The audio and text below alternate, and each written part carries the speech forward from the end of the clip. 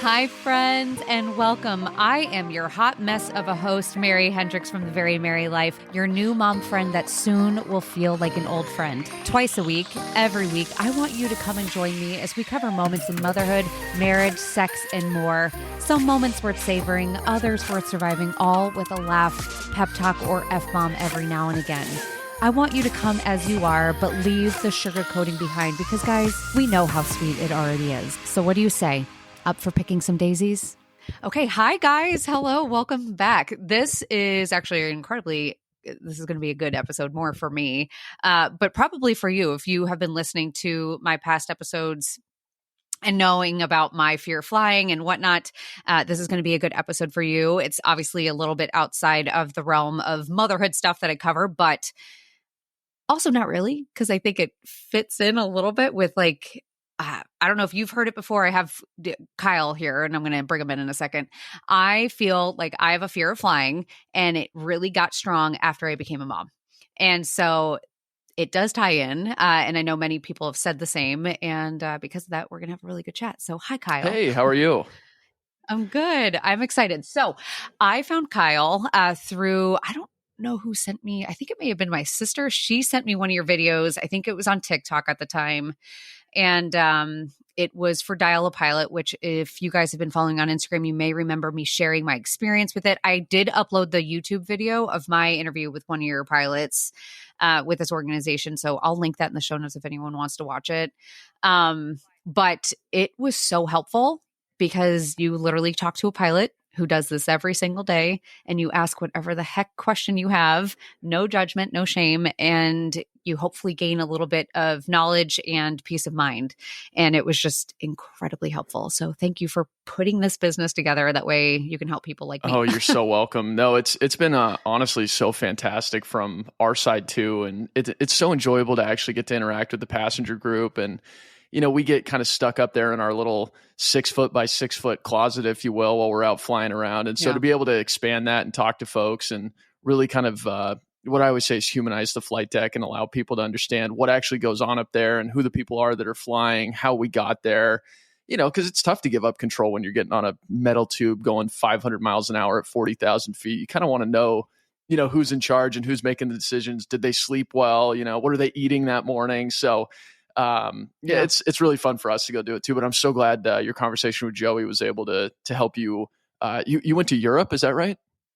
I went to Europe, and right before that, I went 10 days before that, I went to LA. So I'm in New Jersey, and I flew to LA, which I'm really glad I did, because that flight compared to the Europe flight was the hardest one, because that was the rip of the Band-Aid. I hadn't flown before that flight. I hadn't flown in almost 5 years. Wow.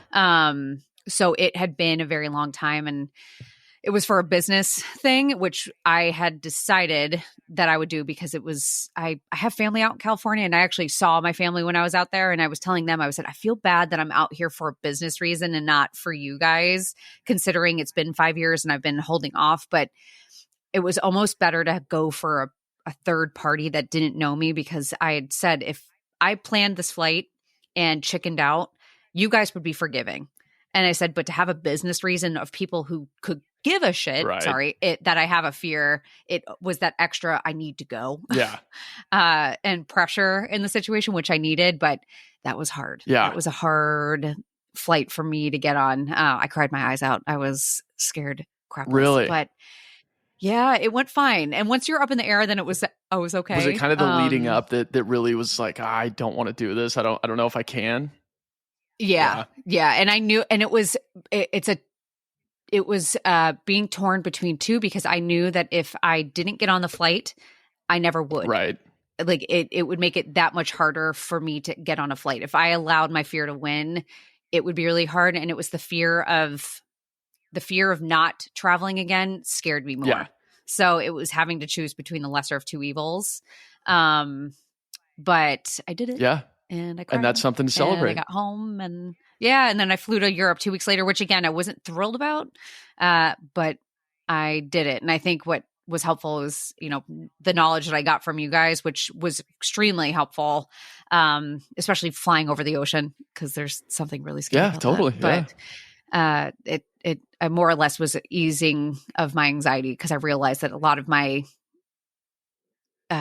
anxiety is a lie of what you feel. So it was like a good reminder that first flight being like, yeah, your thoughts are not true. Like they're not valid at any point. So I think it was a little bit easier to get on. But Right. Yeah. It's one of those things where just to kind of paraphrase what you just finished that thought with is something called the confirmation bias. And it's actually what we train for in aviation all the time. And it's essentially the idea that you have some thought process in your mind and you're just looking for information to prove that it's correct. And so, for example, how this would happen in a situation like this is you see a TikTok video of somebody saying, oh, this flight crashed in 1984 and it was because of a fuel starvation issue, meaning the airplane ran out of gas. And then all of a sudden you're up there and you started to convince yourself that the pilots didn't put enough gas on the airplane. And you're sitting there looking around trying to, prove that.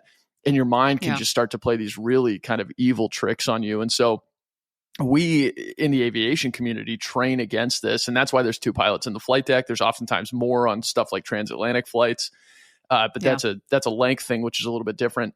But that's why the captain is the person that makes the ultimate decision, but their job is to actually ask the co-pilot first, hey, what are you thinking? And that way it interrupts their kind of cycle of this is exactly what I want to do. And then it introduces another kind of perspective. Yeah. And so it gets everybody. It gets the pilots, it gets the nervous passengers. I'm sure it happens in all sorts of other career fields as well. But certainly something that I found interesting as we were kind of going through the startup of this service was, I'm familiar with this, idea here, this confirmation bias. So not surprised to hear that at all, especially with social media and the sensationalism of, airplane accidents and aviation incidents, if you will. And, you see a flight that quote unquote plunges 28,000 feet in the news. Well, that's actually a pretty normal thing. It was a normal descent rate that it was just an article I saw the other day that was published about that. And it's like, this is so ridiculous, and it gets clicks. And all that stuff. I think it was a week before I flew, I talked to, I think it was Joey that I talked to. And I was asking him because it was right after the Alaskan Air incident with the guy that was all hallucinating or something.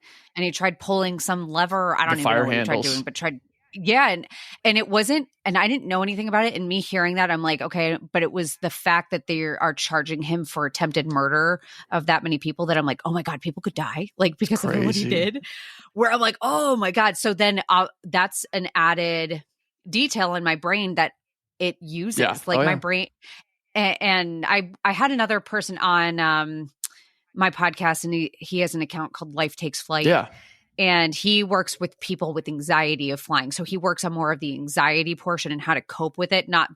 He works on trying to explain knowledge, but he's more of how to cope with anxiety and that way you can get onto a plane, and extremely helpful. Nice. But I was telling him, I said, anxiety is just a powerful thing that a lot of people don't understand, and it's a liar. And like I said, you confirm that it's not true, but it will go, and it's almost like my brain is amazing in what it comes up with, and being that I will squash a theory that I have in my head about some incident, and then all of a sudden something else will come up, and it's wild, right? Where I'm like, what is that? It can come up with the craziest situations, right?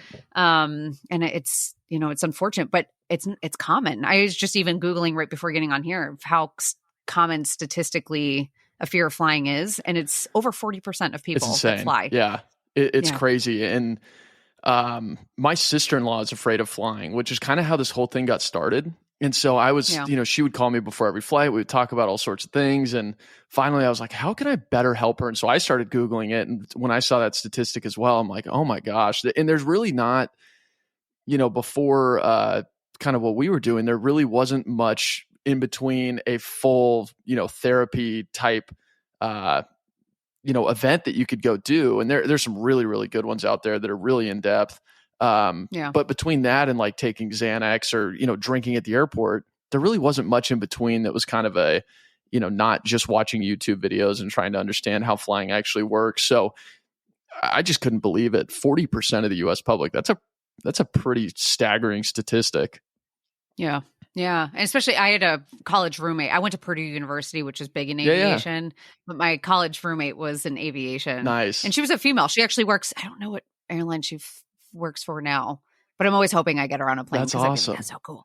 Boilermakers. But I used to always tell her that I hated, Yeah. And I flew, and that was the thing. So like I said, the motherhood portion of things, I live in New Jersey, was born and raised here. I went to Indiana for college. I had family that was in Illinois. Like I just have always flown my entire life, and I never liked it, but it wasn't until I became a mom that it literally was paralyzing. Right. For a slew of reasons, where it was like my fear of it was if something happened, if I'm alone, that's terrible. And if my kids are with me, that's terrible. So all of it was terrible Right. and whatnot. But I remember being in college and telling her I didn't like flying. And she was like, what? I don't understand. She would try giving me facts. And I was like, I don't get it. Yeah. But the more she would tell me, then it would ease me. Right. So that's what I needed again. I needed someone that could just be like, this is how it works. And I know for like the European flight that we went to England, but just like Joey told me, it's called ETOPS. Yeah, ETOPS. Extended operations. Yeah. And you're going to explain that better than I will, but that's essentially like you have to be within a certain range of a airport based off of your bingo gas or something like that. So the way it works, the best way to put it is anytime that we're more than 60 minutes of flying on a single engine, we're in ETOPS airspace. And so really what it means is like, let's say you take off out of New York, you're going to fly up over kind of Eastern Canada. The closest airport to you is going to be St. John's. And as you get away from that airport, you're going to reach a point where if you lose one engine and turn around, it's going to take you more than 60 minutes to get back to that airport. So as soon as you hit that 60-minute mark, now you're in the ETOPS airspace. And so we have to comply with all these different kind of rules and procedures. The airplane has to have all of these redundant systems checked every time. For example, one that surprised me, I actually didn't know this until the other day, when they do a pre-departure check on an ETOPS flight, they actually have one mechanic service the oil on one engine and a different mechanic service the oil on a different engine, just in case one of them screws up. The other one wasn't screwed up because of the same issue. So it's little things like that. Oh, yeah. Yeah. And then like the airplane I fly, it's got multiple hydraulic systems, multiple electric systems, two engines that have, as far as I know, not failed in commercial service. No, that's actually not true. They have a couple times, but regardless, they don't both fail at the same time. But it's just amazing how reliable these airplanes are and the redundancies that go into them. We can lose, and this gets a little bit technical, so I apologize. This is kind of the airplane nerd side of me. We can lose almost every single one of our electrical systems, meaning everything that's powering the airplane, and the airplane can still land itself when we get to our destination. Okay. Which is, see, that's interesting. It's astounding. Yeah. So we just did that. See, but that's the stuff that you need to hear. And I'm fortunate that I have a Instagram following. So like when I was fearful, like, and I would just leading up to it, that's what I've always told people too, is like, it's not the flight itself, which is killer for me booking a flight. It's the lead up. The moment I hit press buy ticket, it's awful on. Because it's like I have it's game on, and it's almost like a countdown to doomsday for me, right? Which is awful. But I mean, it's also good because the night before I was like, tomorrow's gone, or I'm going to eat whatever the hell I want, type of thing. Right. But whole thing ice cream. Who cares? Yeah. But it's hearing that stuff, and when I would share about it, I would have people post back and give me information. I have people that follow me who have spouses or are in air traffic control or that do work as airline mechanics and do work as pilots. And I would just hear so much like fun facts that like you wouldn't ordinarily hear, which is what you get with your service. And that's what was so nice of being like, that fact right there, that it's not the same person looking at each thing just in case, because human error isn't a real thing. 100%. Yeah. Yeah, it's fascinating. I mean, the people that have built the processes and procedures that we use in aviation are just so incredibly smart. And it's, the whole time. So the first flight was in 1903. So over the last 120 years, it's just continued to get safer and safer. And that commitment to safety that we see from the pilot side is just incredible. I mean, at my airline, we have a full building in Denver that's just people dedicated to training us to be the safest pilots that we possibly can, establishing the policies and procedures to make us the safest airline. We have a full team that all they do is focus on compliance with FAA standards. And then all of that stuff gets distributed to us. And, like, for example, one of the things that just came out was that flight attendants were getting injured during the descent. And that's a turbulence thing. And so, turbulence isn't inherently dangerous from a structural integrity perspective on the airplane, but it is dangerous if you're not in your seat with your seatbelt fastened and you get into that kind of moderate or greater turbulence and you get thrown about the cabin, you bonk heads with somebody on the aisle seat, or you fall down and break a collarbone. That's where those injuries happen. And so we were seeing statistically that our flight attendants were getting hurt while we were descending into whatever airport. And so all of a sudden we got a new bulletin that came out that said, hey, starting your descent, you make this announcement that says flight attendants prepare the cabin for landing. And that means sit down within 5 minutes. So just little things like that are kind of constantly changing as they analyze what's going on. So it's, being in the service, of course, being in the system rather, you see all these little changes, but the flying public doesn't necessarily see that and see, how are we managing to make sure that everybody's staying safe no matter what? It's not losing airplanes. Go ahead. And this is so random. Why do I have to put my seat upright when we're landing? I have no idea. I would assume it's an evacuation I thought about thing. that when we were coming back, and I was like, this is such a bummer. We sat in, from London, my husband got, I think it was like the premier access section. So it was pretty nice, but it was like the seat where you could kick it out the footrest and then you could lean back a little bit, which was nice. But we were the first row. So like our TV or whatever, the screen was something that slid down and you have to slide it back up, which was a bummer because on descent, which sometimes takes like 25 minutes. It's long. I have to put it down. So I'm like, oh God, this is boring. Right. But I was like, why can't I just lean back? Like, I don't understand. So I'm going to have to Google more of that. Yeah. That they haven't Maybe that's a flight attendant thing. I'm going to have to yet. ask a flight attendant. Right. Yeah. I was like, I don't understand why being in this position is bad, but there's got to be something Right. to it. There's got to be a reason. So my best guess is that it's an evacuation thing. Like, should we need to get out of the airplane quickly? The airplane was likely certified with all the seat backs upright. And so therefore, for the airplane to have been certified that way, it needs to maintain that configuration during taxi, takeoff, and landing. Because what they'll do is when we get a new airplane, like when we got our Boeing 777s, they pull them in, they put as many people on it as they can, and then you have to evacuate as many people as you possibly can within 90 seconds. And so it's real people, real evacuation. They block one of the exits, I believe, or maybe even like 50% of the serviceable exits. It's a lot. And then you have to get as many people off as you can. And so my understanding is that we were able to get 419 people off of the airplane because one person got scared and hid in the bathroom. So we're certified to have 419 people on that airplane. But so I think that that's the reason. Okay. Yeah. That would make sense. All right. Well, we got that question answered. I was always wondering that. Yeah. Okay. My wife hates those premier access seats. The ones like right next to the bulkhead. She hates those. She always likes to be in the back one. Yeah, it was like right in the middle of the plane. Where's the best part to sit on the plane? Well, I mean, of course, the closest to the front you can get as far as the more comfortable seats, the better. But I would say if you're how about for turbulence? Totally. Yeah, for like turbulence. Turbulence right over the middle of the wing. Okay, yeah, that's where we were, so it wasn't really bad. Right. And then the front of the airplane, it's the back of the airplane that the tail kind of wanders a little bit, so you can kind of feel this little bit of a fishtail move. If you're really sensitive to those sort of things, I wouldn't, not sit in the back if it was it wouldn't scare me away from sitting in the back. But if you're really sensitive to those little tiny movements, then you would notice that in the back of the airplane. But middle of the wing is definitely the best. Okay. And then my other question is Spirit Airlines. I'm just going to pick Spirit because you always see the videos on social media of Spirit Airlines. Yeah.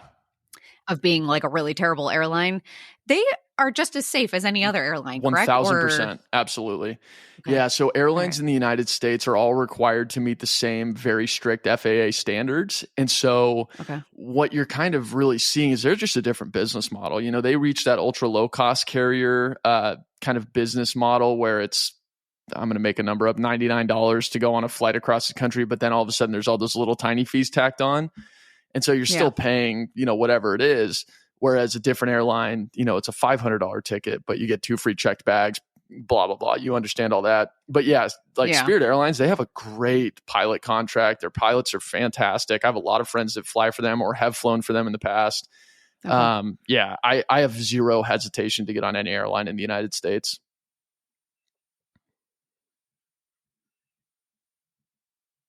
got frozen there for a second. Yeah, I'm still good. Okay. It should still continue recording. Perfect. That's like the one thing about this Riverside is that it will record clear on both ends and it should piece it together. But that's the only reason why I like it. Sometimes it cuts out though, but that's okay. Joey and I have such big problems using this platform. For somebody's Wi-Fi on our side is terrible. And so it pauses all the time. But yeah. Yeah. It's either hit or miss. It depends on what it is. But the nice thing is, again, it like continues to go. So that's why it's the only reason why I stick with it. But I don't know. But okay, well, that's good to know about Spirit Airlines because that's the thing. It's like you see that stuff and you're like, what does people like to say? If you fly Spirit, you're going to become one. And I'm like, I don't know if that's true. I lost you there for just a second. What were you saying? With Spirit Airlines, it's good to know because people say that if you fly Spirit, you're going to become a Spirit. So I have not heard that one before. Yeah, that's what I always see people say, but I haven't flown it. So that's a good answer for anyone listening too, because, we're parents. We got to go with the cheapest thing, especially when we're flying with our kids. But it's, I also wanted to point out too, you say that your fear of flying really started to kick into high gear when you became a mom. And across the time that we've done the service, which is really since June of this year, that same idea has rang true for so many people. We've had so many people say, I never was afraid of flying until I became a parent. And it's on, it's guys and gals. And so it's just so exceedingly common to hear that. So I always kind of tell people, hey, you're not the only person that is experiencing this. There's a lot of people experiencing this, as a matter of fact. And that fear of flying is kind of a natural fear. Like, of course, it's a little bit scary as we talked about at the beginning of the show, 500 miles an hour metal tube, 40,000 feet. That's scary. Yeah, it makes no sense. Yeah, it's okay to be afraid of that and need a little bit more information. It makes no sense at all. Yeah. So that's what I always say. And I don't think it's one thing that I don't think a lot of parents realize might happen. And I just think it brings a lot of fears to the forefront. It just brings whatever might be like down. Parenthood just like brings it all. Yeah. And you have to really confront it. And it's one of those. But again, I also don't want my kids to learn a fear of it. That was my big driving factor of being like, okay, I really want them to be able to fly and I want to go on trips and I have family and I got to keep going. So totally. I got to now I have to keep going. So I'm planning on trying to fly in February and see if I can where are you going to go? Keep the momentum. Probably California. Okay. Because now that I already flew there and I have family there, I was like, okay, well, we're going to I can do this again. Yeah, we can do this again. Yeah, perfect. Are you going to go to LA? No, I went to LA that last time, San Diego. So still warm, still beautiful. Nice area. Yeah. I love San Diego. Yeah. Any questions that came up for you on like the oceanic stuff or, when you were flying, you maybe heard something that you were curious about?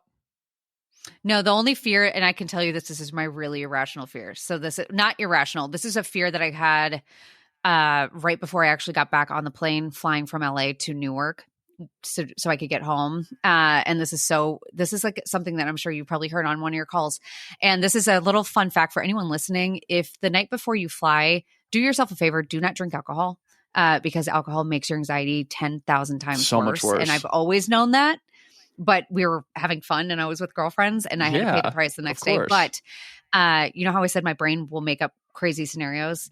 My scenario that I came up with that freaked me out was what if this sounds so crazy, is what if someone on the plane brings a lighter and brings a little bit of gasoline and lights the entire cabin on fire? That sounds so crazy. You know what's crazy? Everything in that cabin is burn material certified. So we have to use. You. Yeah. Okay. See, that's why I got have answers. To ask. That's what I'm here for. I don't know. It was like a scenario that popped in my head, and it's an intrusive thought. Yeah.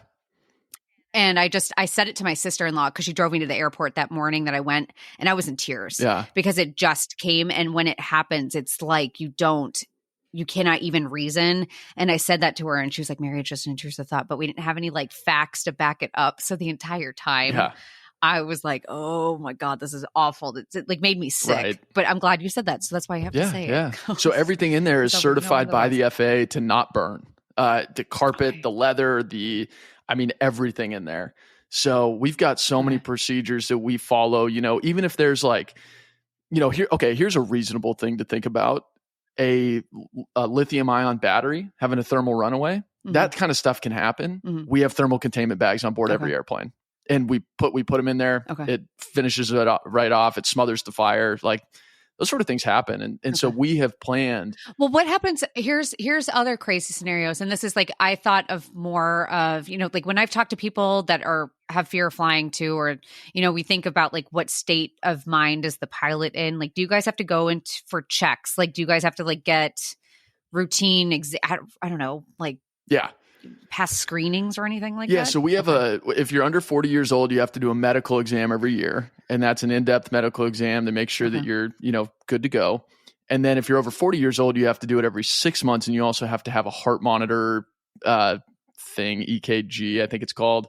I'm not 40 yet, so I haven't taken one of those. But that's one of the things that we do. Okay. And then we have, as far as mental health resources go, we have all of these different platforms that we can use that are, kind of self-help type platforms. We can report ourselves and say, hey, I'm having a tough time, because life happens, of course, right? Pilots are just regular people. So, somebody's going through a tough issue with their kid or a divorce or something like that. We have programs that we can use that maintain the anonymity for us, and they can pull us off of trips. If we say, hey, I need to call out this week. This isn't, my mind is not in the right place to go fly this airplane.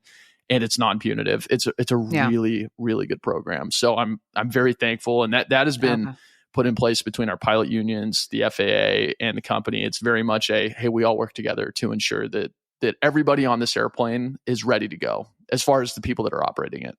Yeah. That's awesome. Okay. Yeah, I like hearing that. So that's a good one. I'm trying to think of other ones that I come up with. I had like other scenarios that I know okay. There's one, because you can come up with, this is why I have to stay off of social media before I fly, but everyone I'm pretty sure is aware of like Malaysian Air, that flight that just like disappeared that they haven't found. I saw something that they theorized a few theories. One, they thought the pilot was in a bad state of mind, which again, something got in my head about that. But the other idea was if something was in cargo that went up in flames, I think that's what the other theory was, is that there was something in cargo, like a battery, like you said.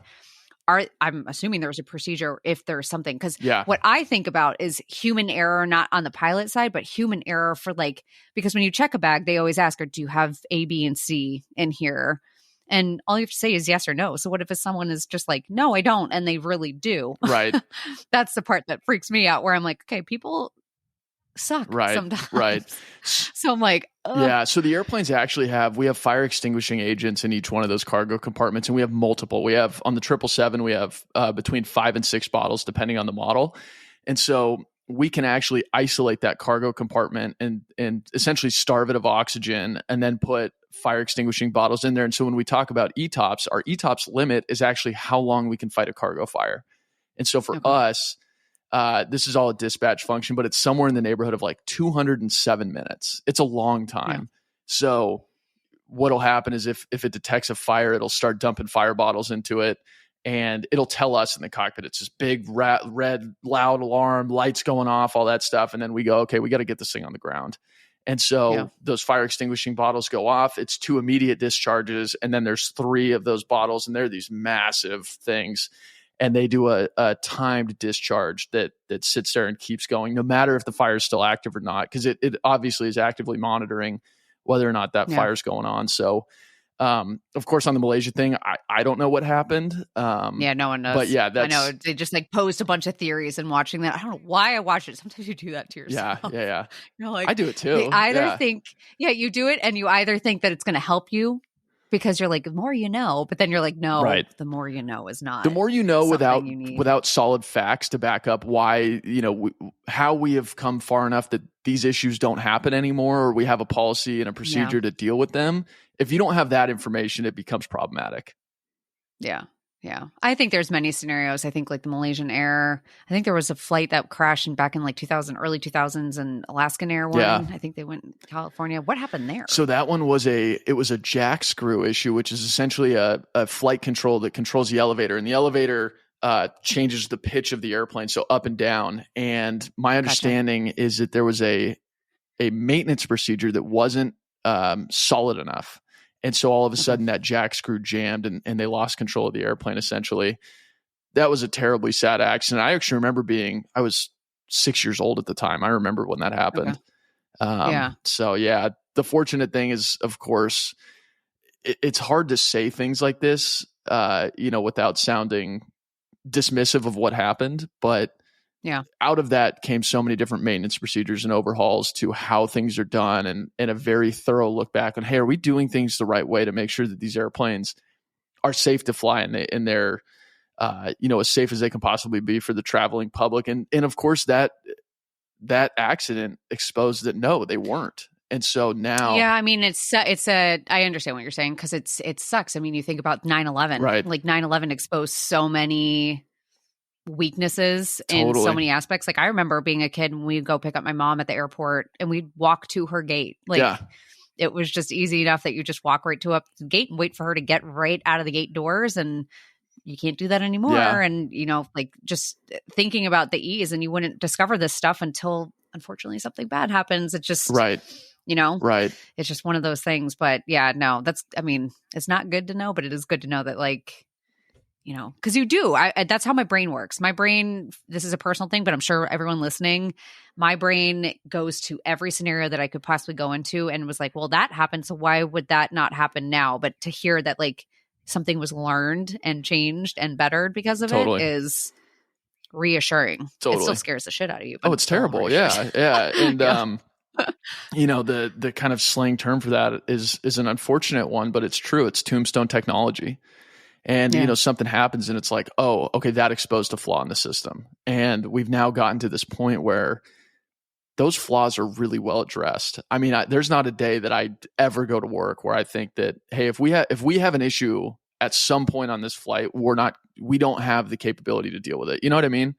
Like, I know that I'm flying with the best trained pilots and that I have the best training that I can possibly imagine. We have every resource imaginable that we need. If anything happens, we can contact Boeing engineering at any time. We can call them on the SATCOM.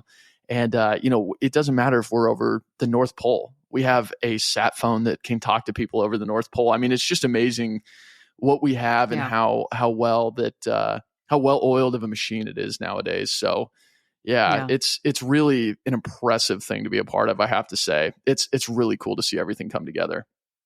See, that's what I want to get to. I want to get to a point of, like, appreciation. When we were in London, we went to the Natural History Museum. I think that was what it is. But there was a section of it of aviation, and they had a bunch of planes in there. And one of them was like the first transatlantic flight. And it was this plane. And it's like this, it literally is metal. Like, it is just no window, right? Metal. And it's actually not very big. Yeah. And my husband's like, he was like, just be glad that you're not flying on that sucker. And I'm like, that is actually true. Right. Like, thank God. Right. It's funny. Because I cannot imagine. Totally. It's funny. My dad, when I was young, I hated going to the dentist, still do. But he would always say, oh, yeah, well, at least you're not in the 1800s where a tooth infection will kill you. And I'm like, yeah, but I still don't like going to the dentist, It's like, it doesn't make me feel that much better. No, I don't like going to the dentist either. So, dentist is the worst. It is cool. Yeah, everyone has their stuff. But I think, you're scared of what you don't know, unfortunately. That's just true with everything. So I think the best plan, especially if anyone listening, what's been helpful for me is honestly ripping the Band-Aid off. Xanax, I do take Xanax because it does take the edge off, and I sleep the entire time. Except do not drink wine on Xanax because you will be the most hungover you've ever been in your entire life. And I had to learn that on the way in to London. Oh, awful. With the jet we were lag landing. too. They announced the descent and I was just starting to wake up and I had such a pounding headache. Oh. And the flight attendant was so kind. And I said, do you by chance have Tylenol? Did they? And he was like, yeah. And they did, yeah, because the flight attendants have like a little first aid kit. Yeah. And so he brought it back and he said, it might be the air pressure. And I was like, or the wine. Not. And he was like, oh, you're hungover. Yeah. And I'm like, yeah, I am. Oh, that's like, funny. oh, this is not good. Whoopsie daisies. Oops. I mean, it took the edge off until the end. Right. But yeah, no, I take that. I have no shame in any of that if that's what helps to get on a plane. But I think knowledge and just literally I'm sharing this because Dial a Pilot, that's why I asked Kyle to come on is, I did this before my flight and it was so helpful just having what information I can. And if you guys are on the fence of flying and scared of it, like I will put all the information in the show notes, but it's not very expensive for a call. Joey was so kind too, and he stayed on the phone for me. He didn't like cut me off with, how the length or anything like that. And again, there's like no judgment, nothing. You can say whatever crazy irrational thought comes into your head. and chances are there's an answer Right. that will ease your mind. Yeah, and just to expand on that a little bit, of all the pilots that we've hired, we have 10 on the team right now, and all of them came to us and were like, I just want to do this. I love aviation. I love talking to people, and we all understand, hey, this is not aviation is a complex foreign thing for a lot of people.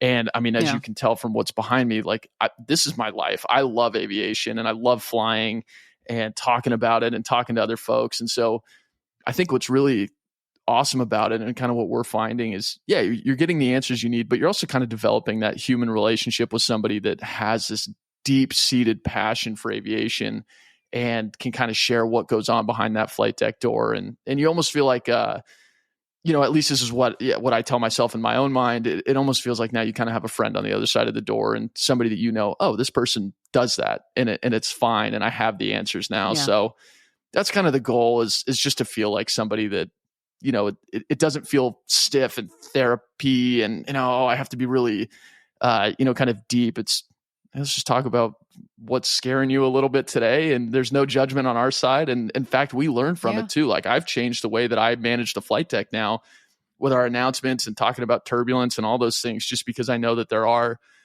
theoretically 40% of the airplane, almost half, are afraid. And so, I'll expand on my announcements a little bit about turbulence. And of course, I don't want to interrupt your movies by any means, but a little bit more than seatbelt signs on, seatbelt signs on. It's going to be on for approximately the next 15 minutes, things like that. So yeah, I've always appreciated that. I've always appreciated when a pilot is a little bit more like, hey, we're going to run into a little, we got reports that we might be hitting a little turbulence, and having a heads up sometimes is so nice because you're like, okay, then this is normal. Right.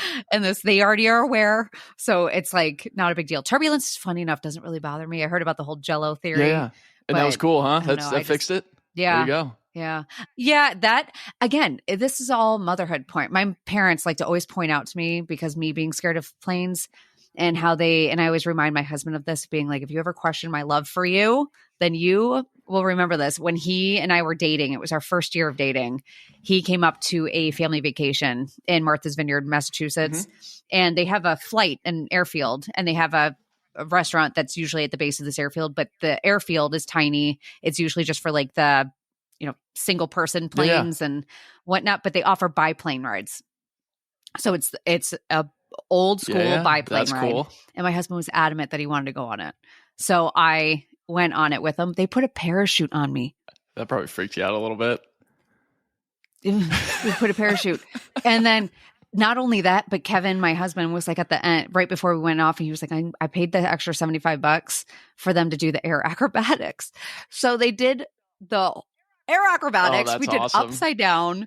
And my sister was like, aren't you scared? And I was like, well, I just kept telling myself it's like a roller coaster. And she's like, except you're not attached to anything. If you go down, you're dead. And I'm like, yeah, well, I was like, that's how I knew I was in love, because I was like delirious and doing that. But, that's awesome. So you were able to do that, no problem. Yeah. And then I had kids, and then it got all ruined, and I couldn't even get on a giant commercial airline where it's like a big cruise ship where you don't feel anything. Right. Yeah. It's a city in the sky. Wow, that's amazing. Well, I'll tell you what, I got a little small airplane like one of these. And so if you're ever out this way here in San Diego, well, I'm up north, but my brother's down in San Diego. Offer stands. Okay. I'll take you on a little flight if you want to go on it. Okay. It's pretty cool. Right. It's pretty cool. Yeah, I have my son's bedroom. We've made that all aviation. Like, for someone who hates planes, because after my husband and I went on that biplane ride, I found a biplane propeller. That's cool. So we had that in our house, and so now it's in my son's bedroom, and his sign above his bed has a big biplane on it. And I have old school Good Housekeeping magazine covers, because they're really cool, but it's all of cool. Like a little boy holding a plane. Yeah. So I've made that all his room. Like, that's his entire theme. And yet I hate planes. Yeah. So well, makes no sense. Maybe you love airplanes, like deep down, you just haven't figured it out yet. Yeah, I haven't figured it out. One of these days I will, and then it's just... And then you're going to be a pilot and everything, yeah, and then I'm going to get my pilot's license, and everyone's going to think I'm insane. Maybe that... Run the service, yeah, you never know. That's awesome. So, yeah, well, awesome. I'm so glad that we did this. This was a great... Yeah, likewise. Great podcast. Yeah, thanks for having me. I appreciate it. Of course. Of course. So for everyone, again, listening, I will put all the information in the show notes. Please go check this out, especially if you are someone that struggles, if you're part of that 40% like I am. I know it. There is no shame to it, but you shouldn't. I hate the idea of anyone being stuck and feeling alone. I hate all of that. So if you are feeling that way, like go check out Dial-A-Pilot. Again, super easy, super convenient. And then you literally chit chat, like you just chat and you talk like I'm doing right now. And you just say whatever is on your mind or whatever you're thinking about. And that's it. I promise we won't judge you. That's our whole thing. So no, we're excited to be able to work with folks. We love doing it. We got this great group of pilots. So yeah, thanks again. We're just happy to have the opportunity to help people out. Another episode down. Thank you all so much for listening. If you loved today's episode, I would be so appreciative if you would leave a rating and review. I cannot begin to tell you how much those mean to me, but also how much they help me get in front of more eyes and more ears. As always, be sure to check back every Tuesday and Friday for a new episode, whether it's an episode with me and my husband, me and Katie, or just another incredible, amazing guest. Stay tuned for more honest, real, raw chit-chat. And hey, do me a favor before you go. Remind yourself how amazing you are, how enough you are, how special you are. And boy, oh boy, I sure am glad to have you here. Thanks, friend.